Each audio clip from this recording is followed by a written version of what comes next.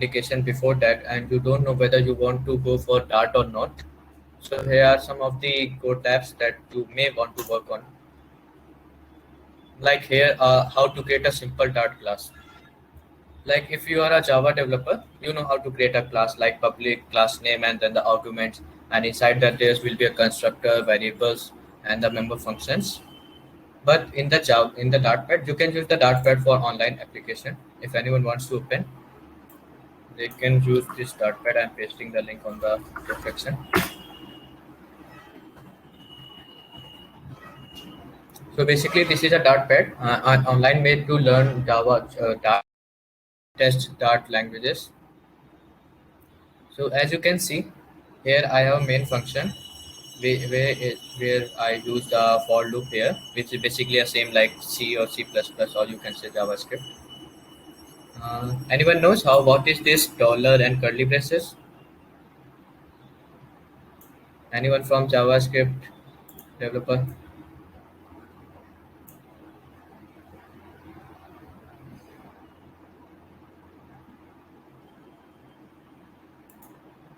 No one wants to speak. Let's not waste time. So basically, dollar and these curly braces are interpolable variables. Means like I have a string and I want to insert a variable inside it. So what we can use a dollar and then curly braces and inside that variables or a Dart code, which will then which will then get it values and then convert it into a string. So rather than doing like hello and plus and dollar and I plus 1.2 string. So basically it does the whole part. So having a this much long string where I have to convert the this variable to a string and then concatenate to the string, what we can do, we can simply use the dollar and then the variable name and it automatically do all our work.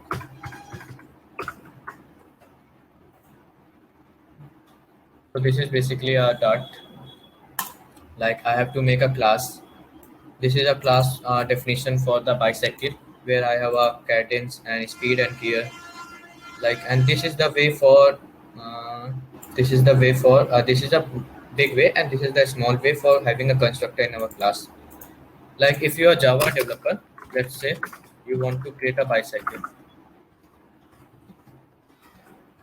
So what you can do, what in Java you create a bicycle constructor inside it with the arguments like speed and gear, and then create like this dot speed is equal to speed and this dot gear is equal to gear.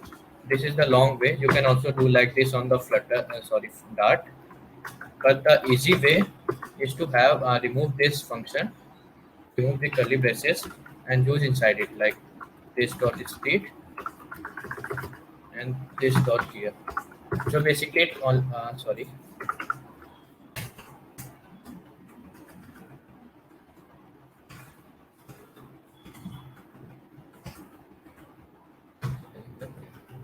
bicycle. So basically, it calls a constructor like this only, where you don't have to make a this dot speed is equal to speed, and this is a shorthand way of defining a constructor. And this either are because I haven't initialized these variables. You can initialize this variable. So like this, you can do in Dart language.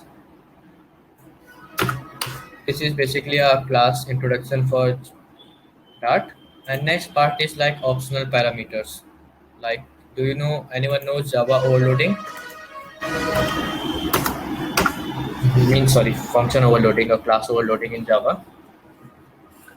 So it happens what when we have the same function name but different number of arguments, we call it as a class overloading or function overloading. When the same function have a when a function have a same name but different number of parameters. Example like function f and we have a argument is speed here and the second function with the same name with two variables is here. Now this is there we have a two function with the same name but different number of variables. This is known as class overloading or function overloading. In spite of using class overloading here, dart, what we use optional parameters, or we can say named parameters. Like we can create a function fn with the curly braces. These curly braces have name this dot class. So basically, these are optional parameters. You don't need to initialize name or class for each of the function calling. You just need to. Let me give you an example. Like here.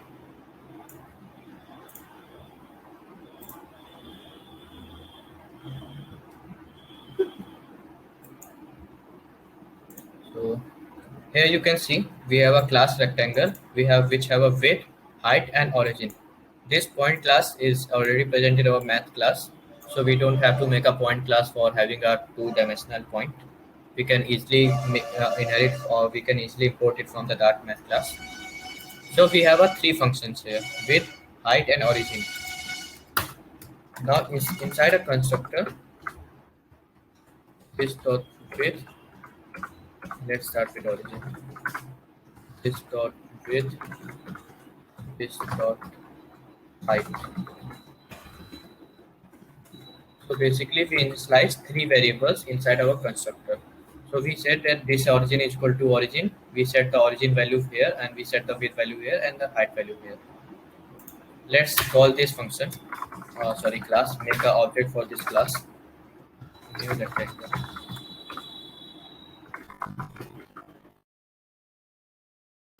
New keyword also.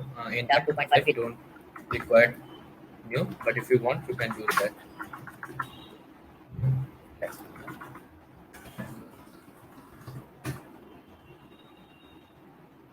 Because you can see here a warning, not a warning, but a linting, that unnecessary new keyword. We can without any effect, we can remove that. So inside this origin, let's only develop only one variable. We have width, not like this, width equal to 20. Like you can see here, in the first part we have initializes all the three variables. In the second part we have only one variable, and the third part we have one variable with width and here point. And in this we don't have any arguments passed here.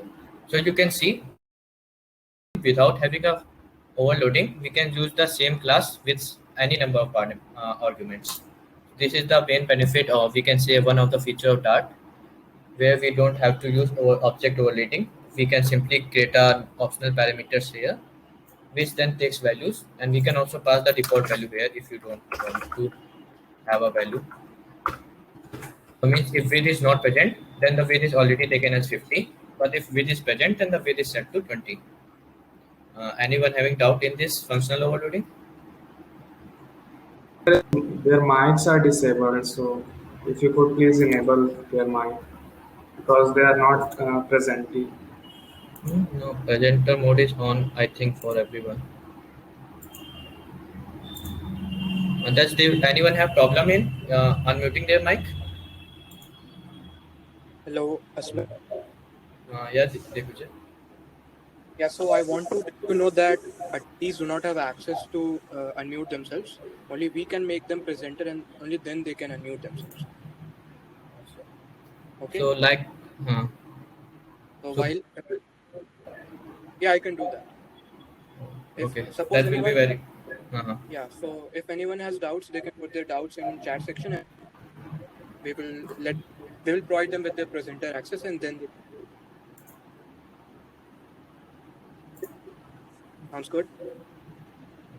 So if basically if anyone have doubt, they can raise their hand or type in the chat section. We will give them the presenter access, and then they can unmute and release their query. Is that right, Digvijay? Yeah, that's right. Okay. So anyone having any doubt?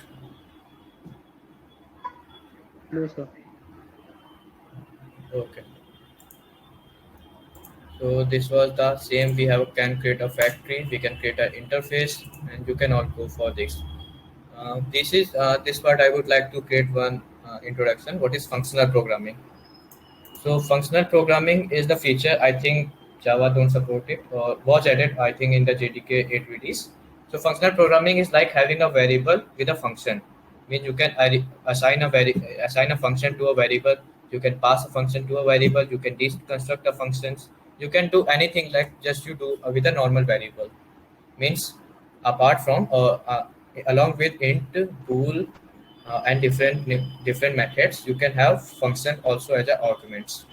Like here you can see we have created a scream function which takes a length and we just get this output. Let me open it in the notepad.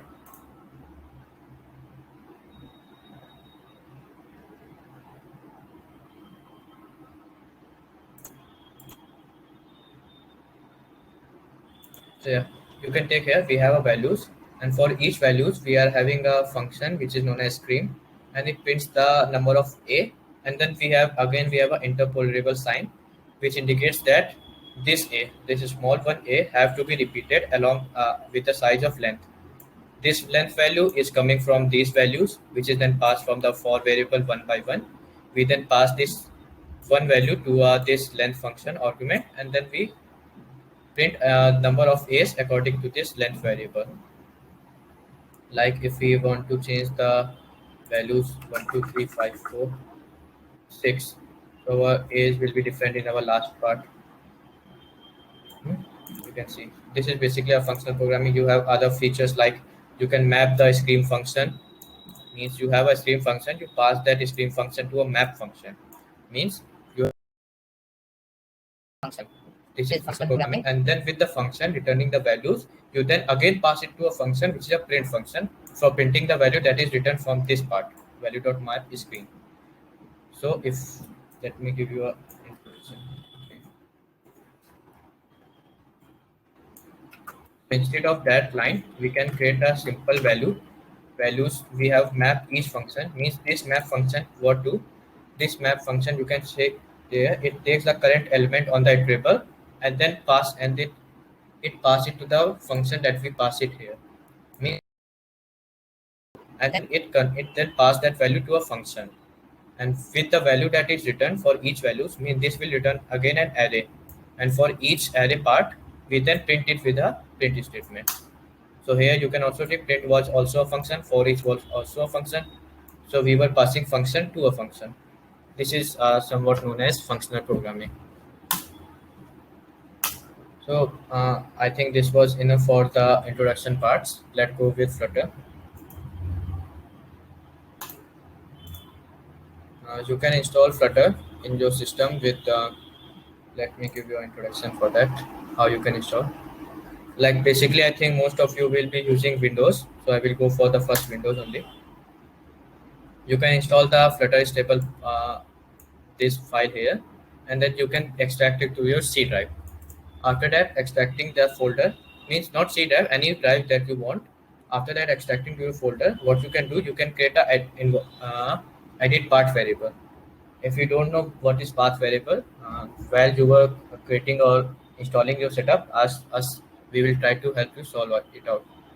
If you have any doubt regarding technical work and how to install or how to have problem, you can ping us anytime. I will be there to solve your queries. So here, after extracting the folder, we will just update the Flutter path, and after that, our Flutter is ready to go. There is also a command line to Flutter Doctor, which automatically helps in getting all the requirements is ready or not. So this must pretty much abstract all the things, and you can get all the parts from here. And if there is something missing, you can get a proper description, and you can download it from like that. Again, if you have any doubts while installing the setup, I will be there. You can ping me on that Discord channel or anywhere. I will be trying to solve you. Me or Srijan, anyone will be there. But not we will go for installation part for this time, as it will take so much of time. This is the website. I want everyone to open so that we can do a hands-on along with everyone.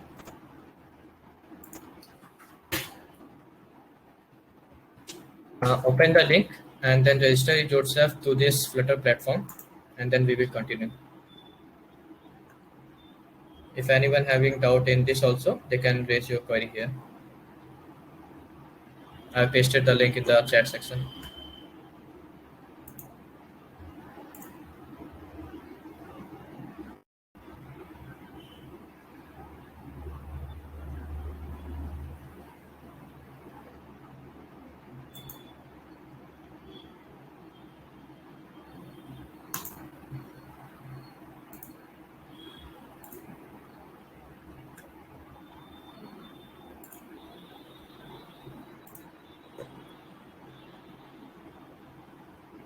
Okay, so let's wait for 5 minutes so that everyone can set up their workspace, and then we will start working from here only.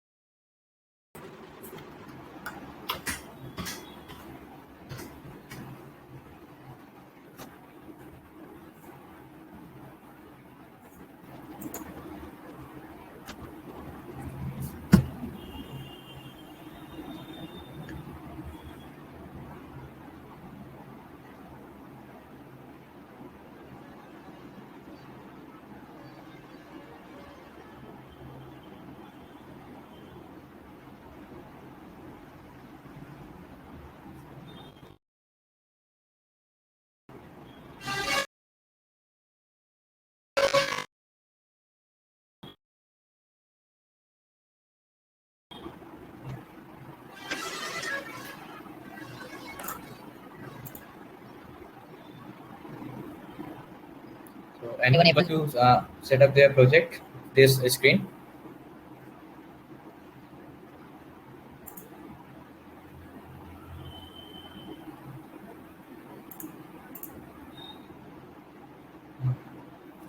So basically, this is a Flood Lab. What is do? This is a type of emulator or an IDE. So you don't have to do installation setup right now. You can do that later in your free time. Here I will be able to make and help you understand all the things here easily.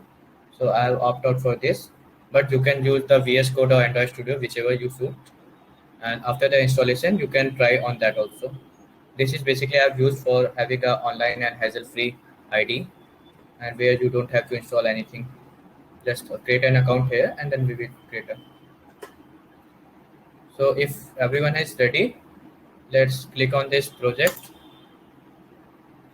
Give a code to choose code base as a. Let's choose this a simple hello world for first now. We can then create a project name. Not go for hello world. Let's go for stateful click counter. Get for the code base to stateful click mode counter. Name it anything you want to give. Have a package name like this.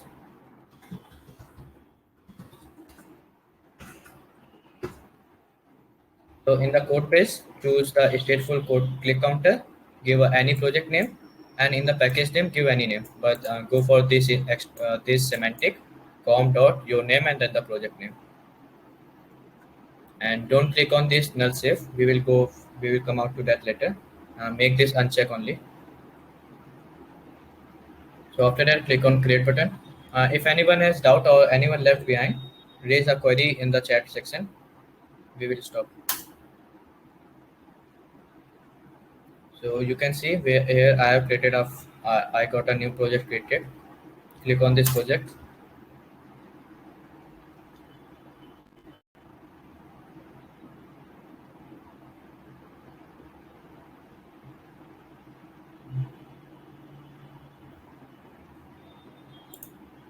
So here you can see we have a folder structure here. We have ID here, and we have a output and terminal here. Let me give you a brief introduction here. What is this? This is our Hello project. We have Android files, which is basically Android requirement files for running the application in the Android host. and then we have a iOS for running same application in the iOS. We have a web part also, means you can run the same application on web also. So basically, in the stable version of Flutter, you can run on Android, iOS, and web. But now in the you will be able to have one desktop experience too. Means you can run the same application to your monitor, means computer, Windows, Linux, or Mac OS. So this is the great advantage for having a cross-platform framework like Flutter. So inside the library folder, this is the folder where you all will be doing your work. Currently, we have a one file which is main.dart. Let me build the application. Click on this play button. Select this web one, and then click on play.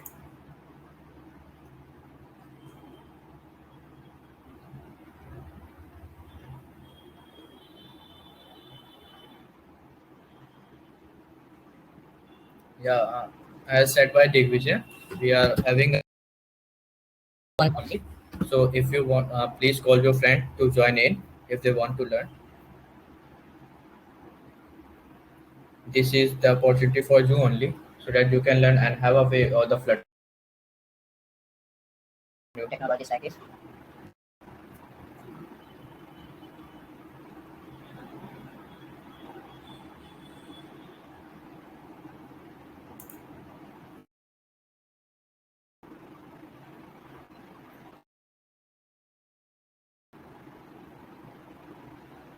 So after your project has built, click on this calculator.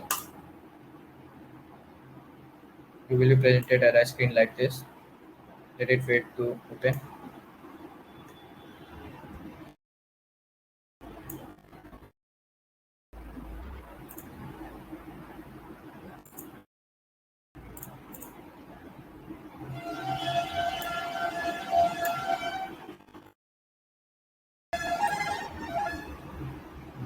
You can see the emulator part. So this is the code, and this code only put out this much. This we have a app bar here, we have a test, we have a counter, and we have a button here. So only I will go through the code now.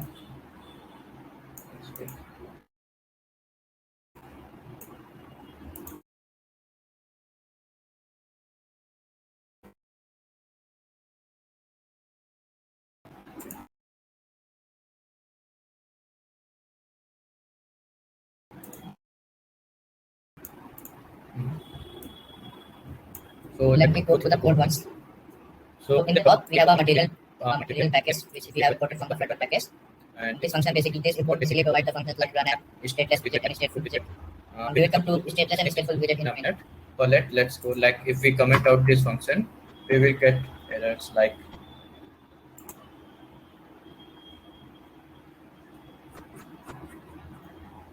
this. You can see this run app, this is stateless widget, this widget function, this widget variable. These all are inside this Flutter import. So with this import, we actually gain these functions, and then we created a main function. This is the function which is started when our application is installed. You can see this equal and less than sign. This is basically a fat arrow notation. Means the proper way to do that, or a easy way like you also do, is like this. Means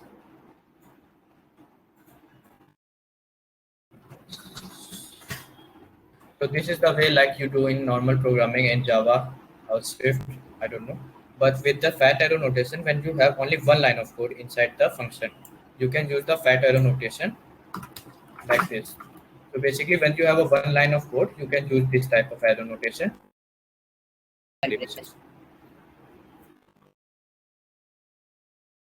This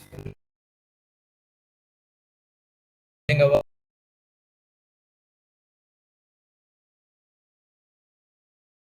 which is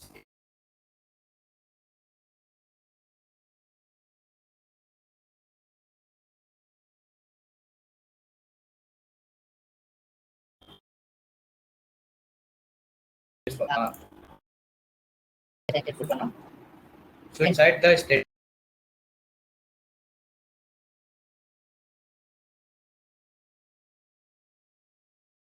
There is a network issue from Sir's side. He will join in just a minute.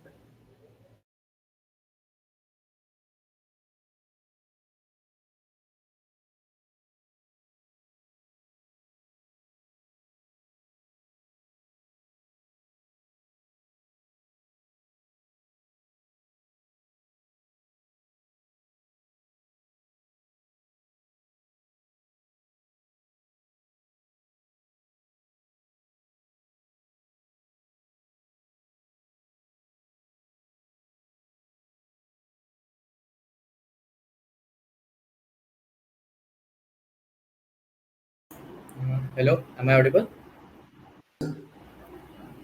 I think my network got disconnected. Let me reshare the screen. Where was I, Srijan? Explaining things, but your voice was not coming clear. So could you explain like 3 4 minutes before what you were explaining after the fact? Okay. So in the top function, we imported the material class, material function, material file, which is present inside the Flutter package. And then we have a main function. As you know, main function is a top level function which calls whenever our program runs.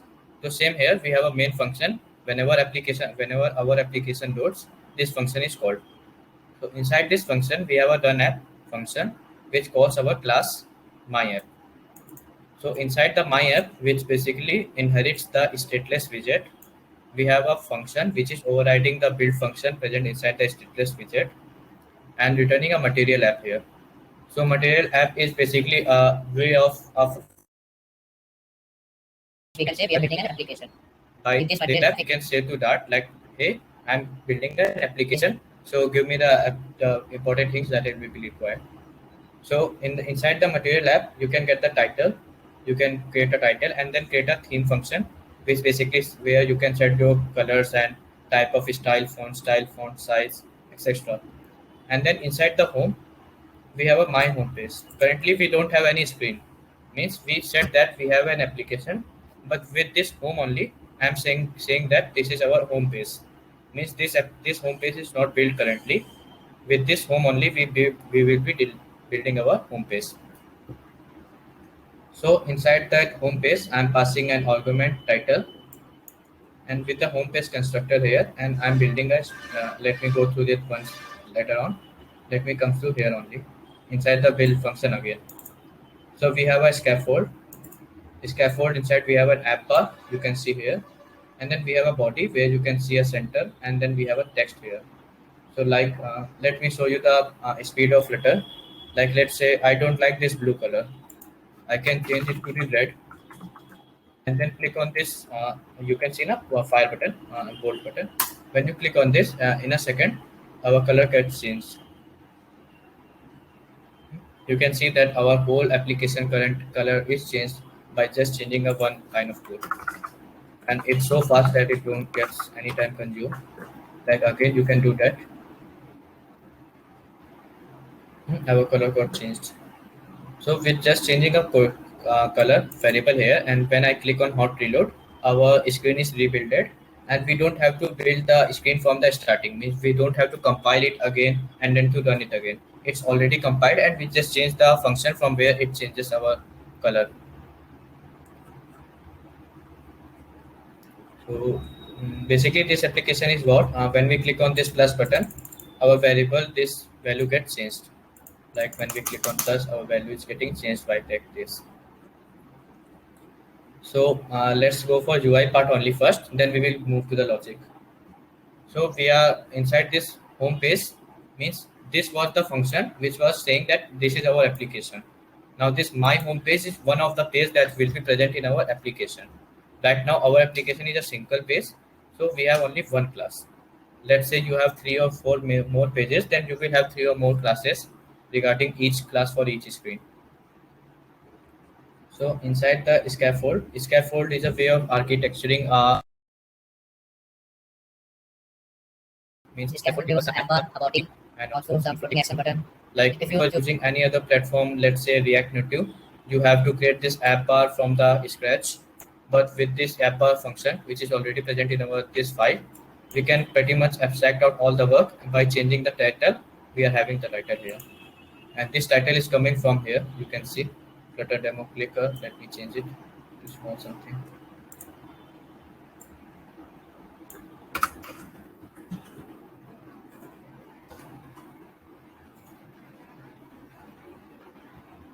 So our title is changed, and like you want to add, like let's say we want to have a back button like say let's have a back button before the Flutter demo. So we can easily add a function of arguments here. uh, what was the argument name? That was leading. So leading is another argument So basically app bar is also a function overloaded, means we can have the variables. These are the arguments that we can pass, and these are the some of the default values that are present if we don't pass these arguments here. So basically leading is vacant or null, we can say, but with this value we can change it to something like, let open the icon function and have a icons dot close, say home.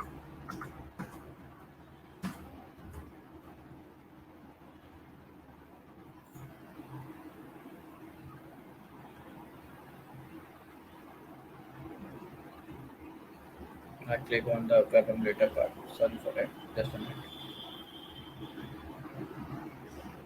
Yeah, bus.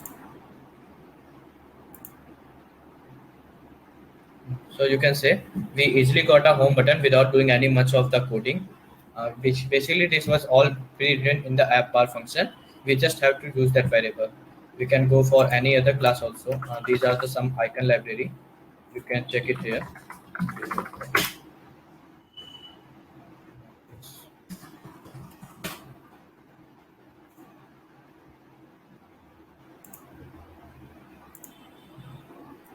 So these are the material components that is present inside our material class, like app bar, bottom navigation. We can get the drawer, we can get the scaffold, we can get the tab bar, and other features. Which just means these all classes are pre-written by someone, by the developers. We just have to change the widgets according to our need, and we don't have to write all of them from the sketch. Let's say I want to have a back button here. Let's back it.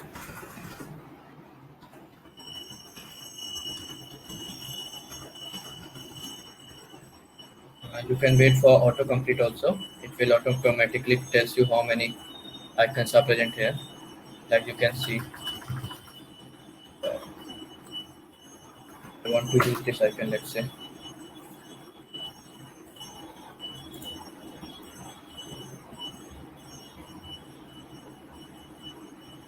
You can see our icon change. Same like you can use it on the right hand side also with the action argument. So basically action arguments take an array of variables where you can put it same like these icons only, and you will get the icons.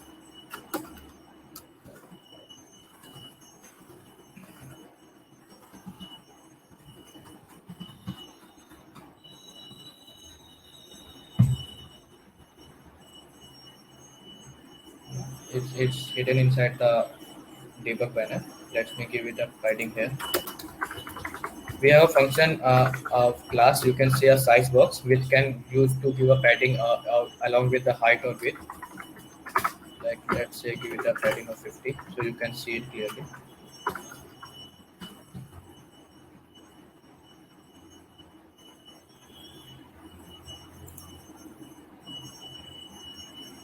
You can see that. Similarly, let's get to the our body part. So basically inside the body, I'm telling to have a center element.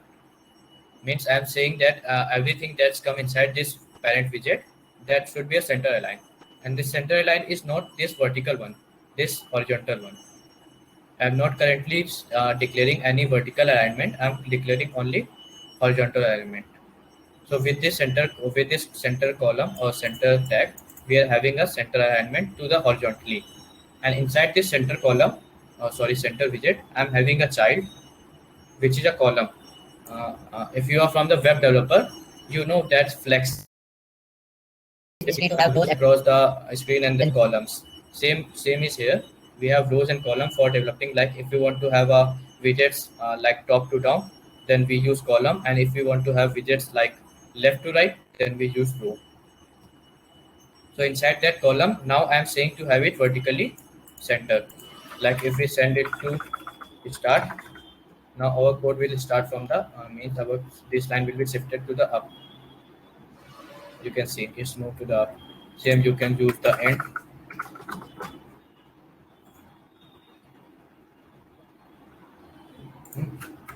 So our code and this vertically aligned is set by this main axis alignment to dot center. And inside this column has children. Notice that this center has only one child. Means inside the center we can have only one widget. So we use child. And but this column can take many number of widgets. Like I have a column from top to right, top to bottom. We can have a widget here, widget here, widget here, widget here. So we can have n number of widgets. That's why we have a children which accepts array of widgets. This is a way of declaring that we have an array of widgets. But for type conversion, we use the widget here. So basically, we have widget of array in which our first widget is this text. You have pushed the button this many times, and the second text is our counter. And again, we have a counter variable which is interpolated by our variable like this. But happens what when we have a single argument or we don't have a, we can simply remove this curly braces. And if you have any problem, let's remove that. This counter is a variable declared here, and then we are converting this counter variable to dot string so that we can show it here because text function only accept the string. So this is the positional arguments, means this is the required arguments, we can't skip that. But this style is a default, sorry, what we say, optional argument, we can skip that. Like if we remove this line and then rebuild it, it's nothing changes, just we get the font size changed. But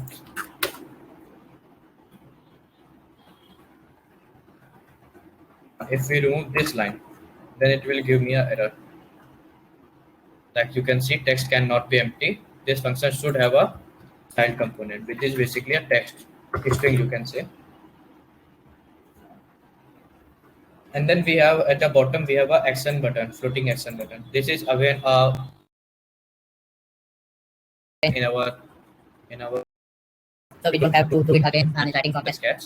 We have floating action button class which takes a functional callback. Means this function is called whenever this button is clicked. Then we have a tooltip which shows the hint text. Like if we hover over the, you can see that it shows the increment here. So this was coming from this tooltip. And inside this floating button, I'm saying to show me a plus button. Like I can make it to show a minus button. I can stop.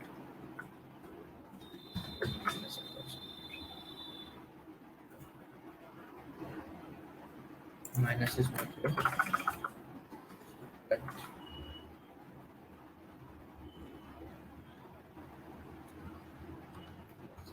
You can go to the this variable here and you can get the all the icons name if you don't remember, like material UI icons.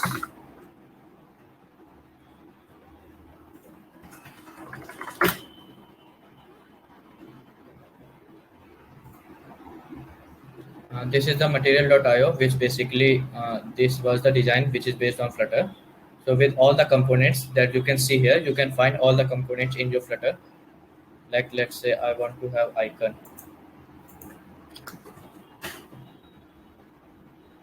material design.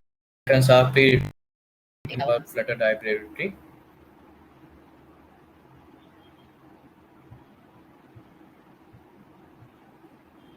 Like you can see these n number of icons which you can all use in your code.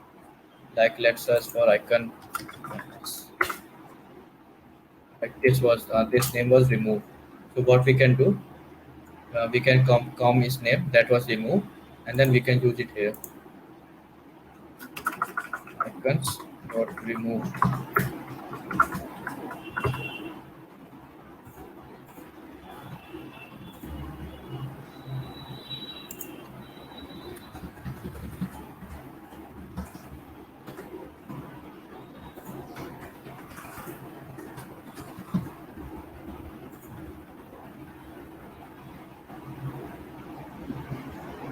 Now you can see our icon change to this minus sign. So with just changing the icon, you can change the icons present in the renderer or our screen. Now let's go this increment counter function. So basically, this is the increment counter, which is basically nothing, just just increase the counter by 1. And this we have a set state function. Let's comment it out for once a second. Then I will show you what is the use of this set state. Print count.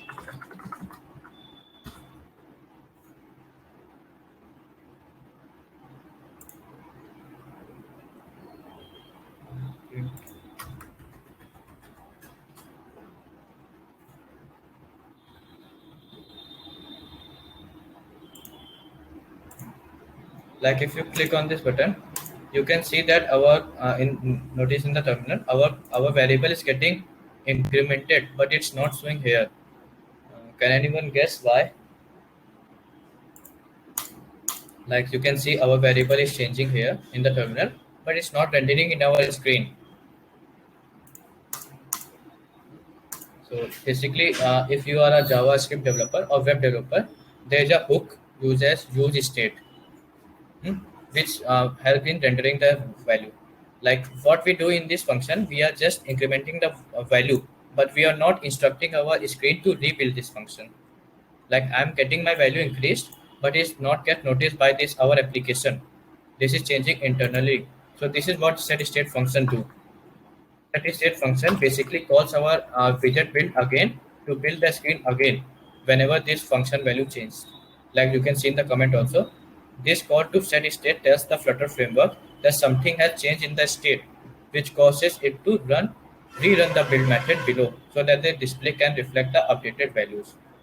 So if we don't choose the set method, our counter will get updated, but it will not get updated to our screen. For getting it redone in our screen or rebuild it in our screen, we use the set state method.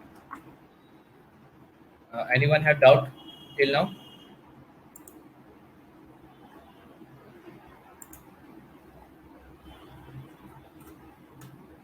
Sejan, I was audible, na? Effective audible. So if no doubt, so let's move further. Now this is the now we can come to the stateful and stateless widget. State function state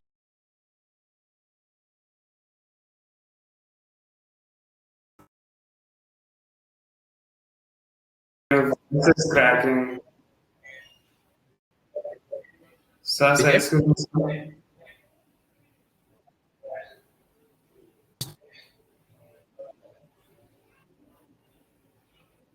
Excuse me, Function Asmit sir.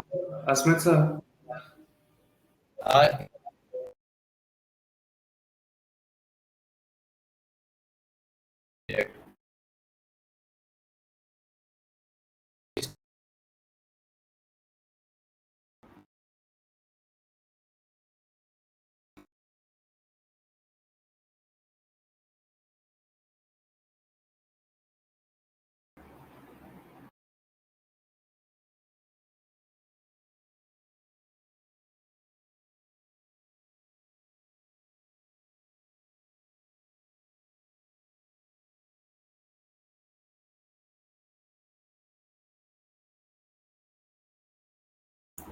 are hello Sejan. Now am I audible?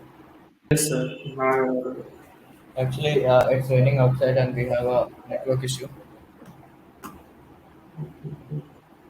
So let's continue again.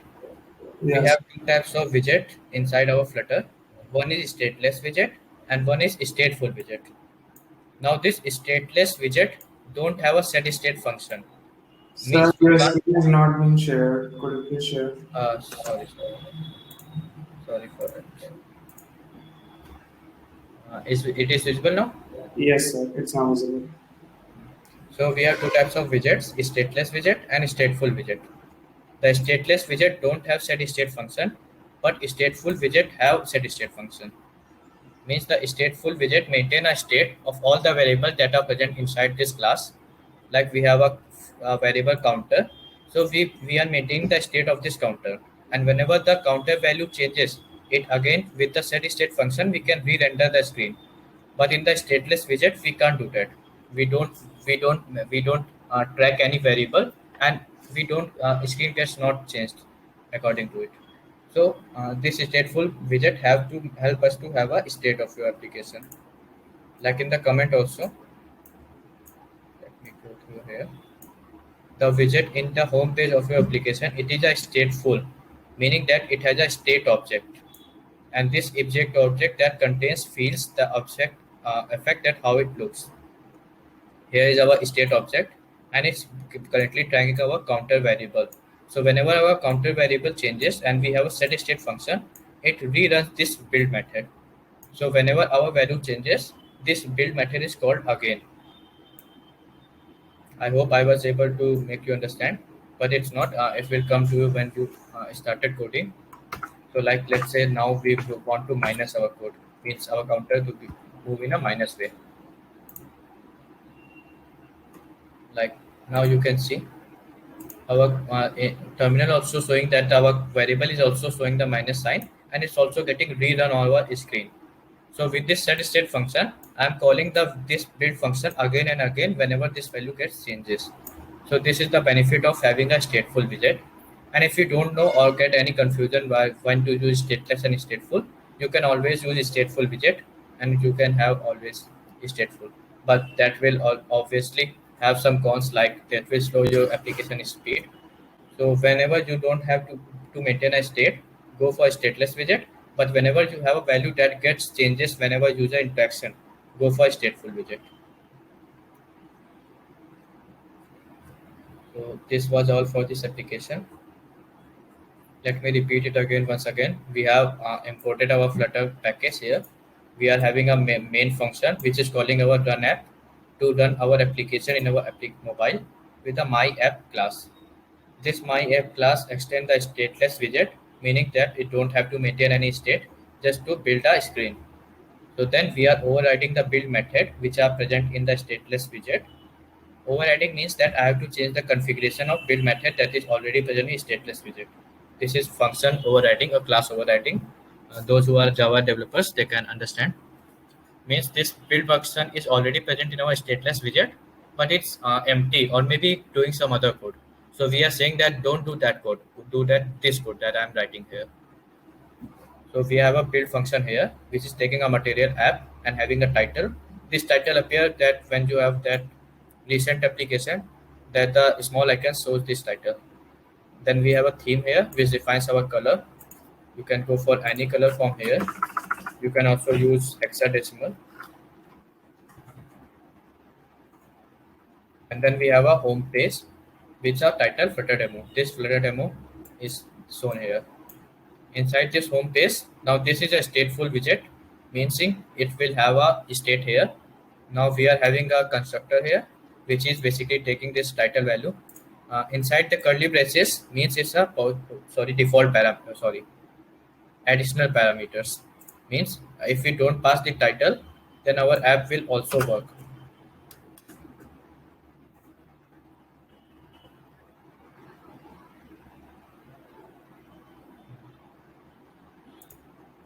It's not working.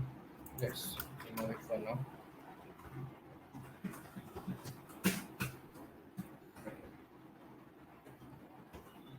You can say here, it's saying that the null listing must be provided to a text widget. It was happening because I'm using this text variable here. This widget or title I was using, but it's getting a null value. And this text don't accept a null value. That's why I was getting an error. So I'm passing a title variable here, but it's a default argument. If we don't using here, then we can skip that. Let's build it again. So we have a title here. Then we are creating this variable which stores this title value coming from here. And inside the state function, we are initializing a counter variable and our counter function which set the state of our screen by decrementing our counter variable. Then we have a build function here, which is basically returning our app structure with app body, where body we have center aligned with columns as our child, means we have top to right to bottom our widgets. Then we have children inside it, two only widgets. Text widget, which is basically a hard-coded text, and then we have another text which contains the counter value with a font size 25. Like text style is just like CSS in JavaScript. You can set font style, font weight, and other parameters. You can set the color also.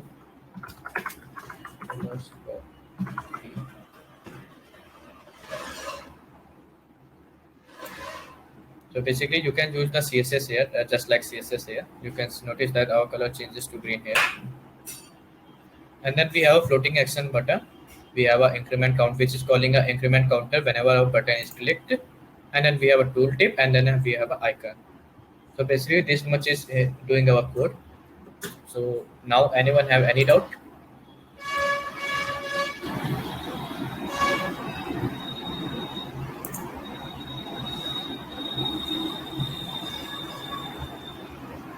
Is anyone was following along or have to run this code in your computer? Or if you are feeling any technical difficulties or query, you can paste on the chat box or you can speak up.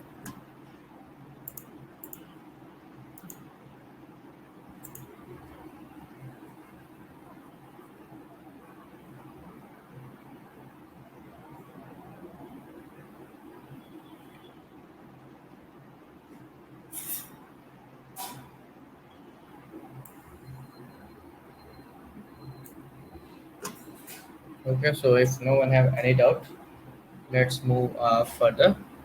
So basically, this was one of the Flutter boilerplate, which automatically give us a code.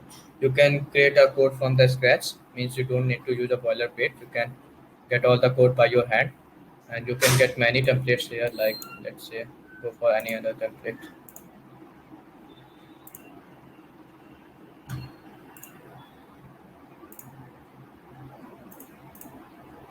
Like you can see there, these are some of the templates that are pre-written that you can go through one by one. And if you get any technical difficulty here or any problem, you can contact me or Srijan anytime.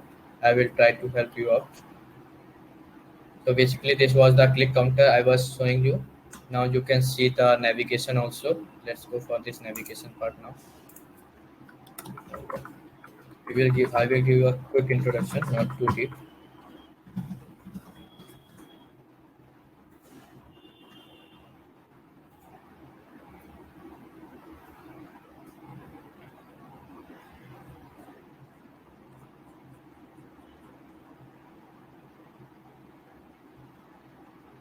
So this is the second application. You can go for again the web. You can select the web here, and then click on build button. It will start building your application. Till by the time being it's get built, let me go through the code one by once again. So again we are having a material dart here. We are just again maintaining a main function. We are again creating a class myF which is extending a stateless, and now we have a title here, navigation over screen, and we have a routes here. So in this project, we have two screens, basically a main page and a second page. Means in this project, I will be navigating through the screens. So I am declaring the routes. Like if we pass a slash here, then we will go to the main page. If we push the slash second, we will go to the second page. And we are passing the initial route as the slash. Means the first page whenever our application opens is this one. If we pass the second one, then whenever our application opens, then the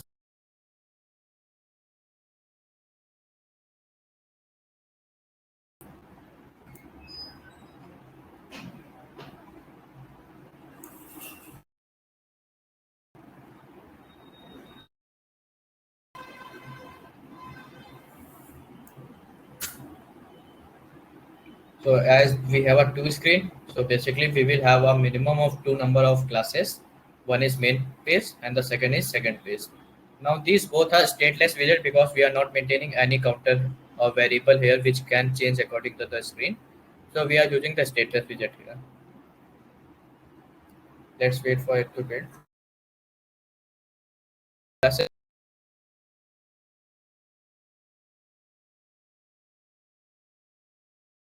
container is just like a div. If you are from the JavaScript developer or web developer, container is just like a div. It contains all your code or section of a code. Again, we have a column. That means we will be building widgets from top to the bottom. And then we have a button, raise button. That's screen get built. It will be more clear then.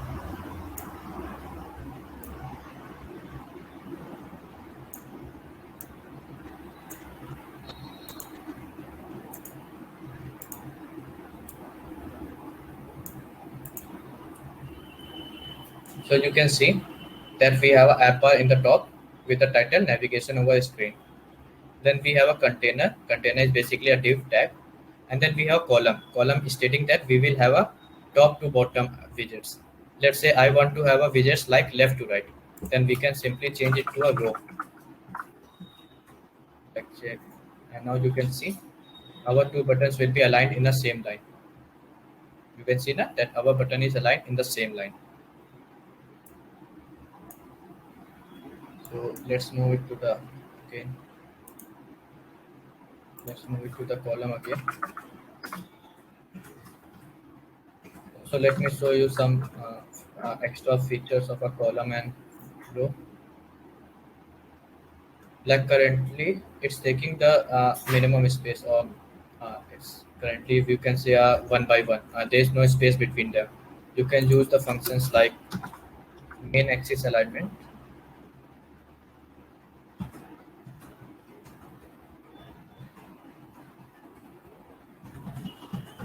When you use Android Studio VS Code, you will get the code suggestion, so you don't have to write all the code.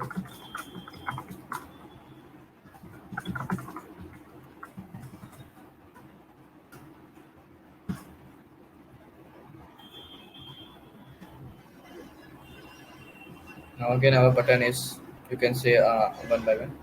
Means our code is centrally aligned vertically, and we can make a container also wrap it inside a center widget. So again, it will get to the horizontally aligned to the center.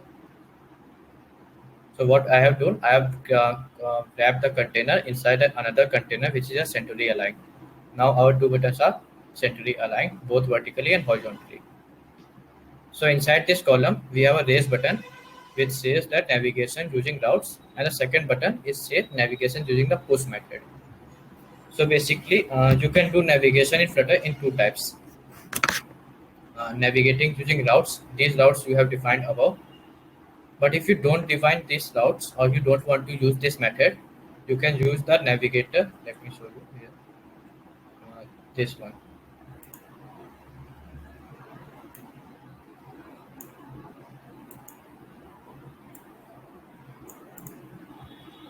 So one of the method is shown as navigated or push name, and then the second page is the simple one, or you can define all the routes here above, and then call the string variable here. And the second method is to use material page route, which can dynamically, or you can say statically, just pass the variable or class name that you want to show up the screen. Both will call this function only, but these are the two ways of calling navigating through the screens. Like when you click on the button, you will get navigated to the second screen.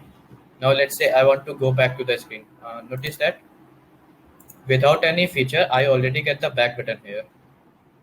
I didn't define any back button here. Our app bar only have a title here, but as our application comes to know that we transition from the one screen to another, so it already gave me a back button to move back. Otherwise, we can have a back button here which already do the same thing.